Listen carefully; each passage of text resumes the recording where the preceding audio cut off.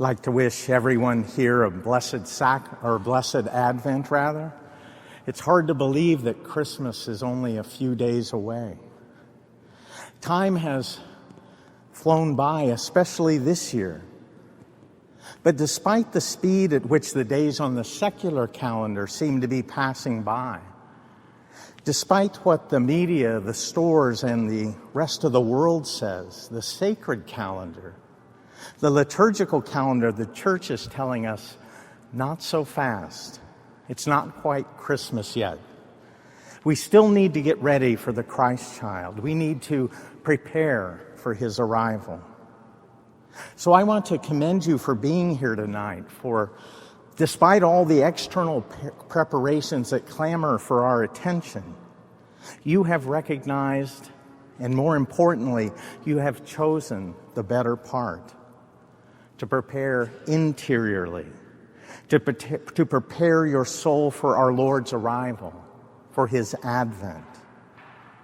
Advent, along with Lent, has a penitential character, which is why we see the purple vestments at Mass. Because along with the rejoicing that we will do on Christmas Day, rejoicing we're reminded of just last Sunday at Gaudete Sunday, part of preparing for Jesus' coming is taking the time to say thank you, as you are doing here tonight. Part of preparing for Jesus' coming is saying, I'm sorry for my past failures and sins. And if any of you weren't aware that there would be confession tonight, this is a double blessing, an Advent gift from God to you that we have all these wonderful priests here tonight. I was meditating this week a bit on the events in the gospel leading up to and surrounding our Lord's birth.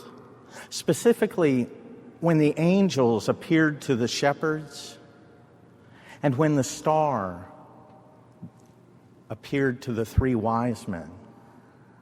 The story of the angels and of the shepherds is found in the Gospel of Luke, while the Gospel of Matthew contains the story of the three wise men.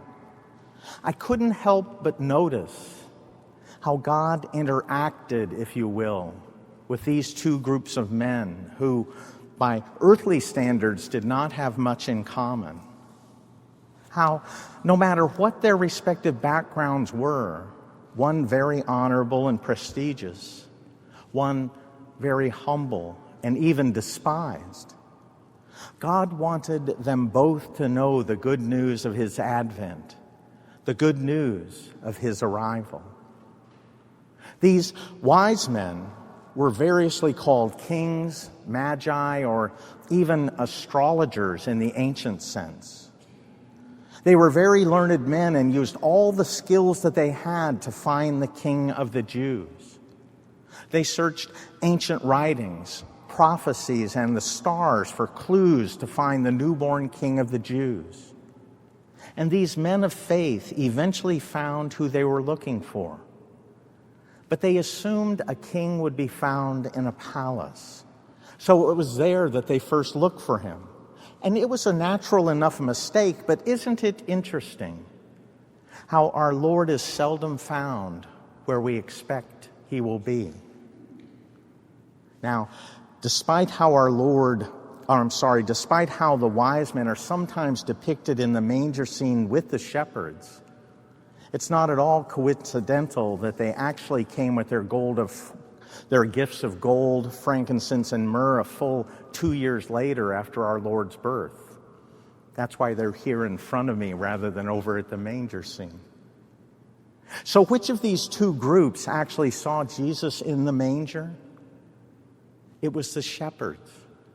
The shepherds who on the night of our Lord's birth, while not particularly looking for the King of the Jews, were blessed with a heavenly message, with heavenly messengers who announced to them good news of great joy. And notice how they reacted to the news.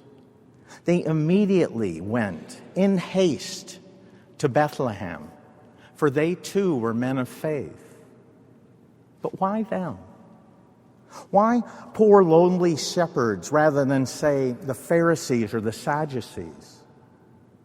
Because as we see over and over again in God's dealing with man, it is the humble, it is those who count as nothing in the eyes of the world that God comes to.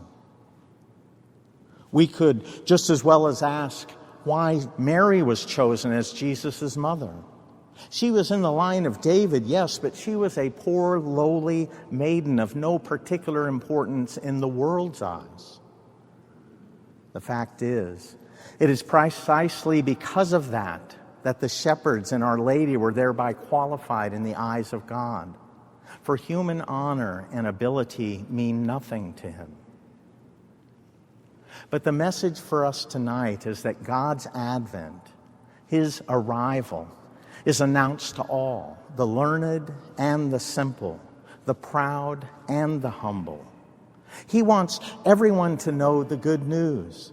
He wants everyone to see the King of Kings on his throne, though it appears to be but a simple manger.